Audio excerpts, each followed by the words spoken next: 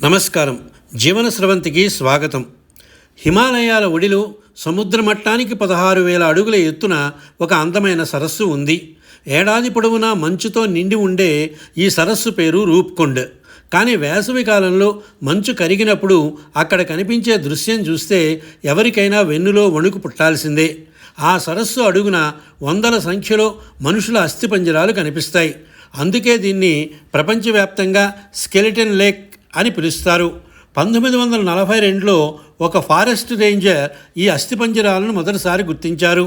అప్పట్లో ఇవి జపాన్ సైనికులవై అని కొందరు, అలెగ్జాండర్ సైన్యానివని కొందరు రకరకాల కథలు ప్రచారం చేశారు. కానీ శాస్త్రీయంగా పరిశోధిస్తే ఈ అస్థిపంజరాలు క్రీస్తు శకం 800 సంవత్సరాల నాటివని తేలింది.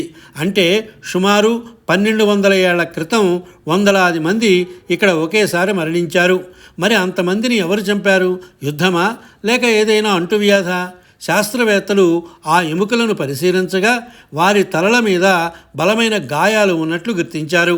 అది ఆయుధాలతో చేసిన గాయాలు కావు, ఆకాశం నుండి పడిన వస్తువుల వల్ల జరిగినవి.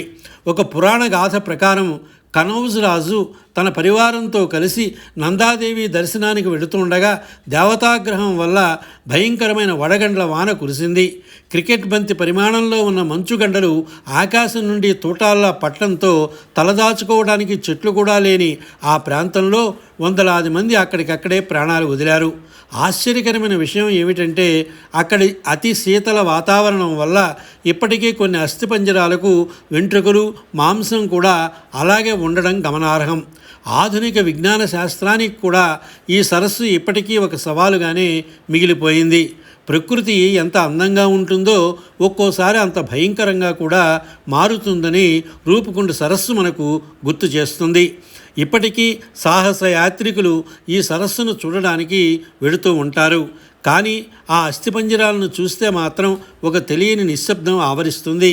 ఈ వింత గురించి మీకు ముందే తెలుసా? కామెంట్ చేయండి.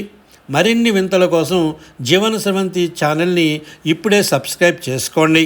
స్వస్తి.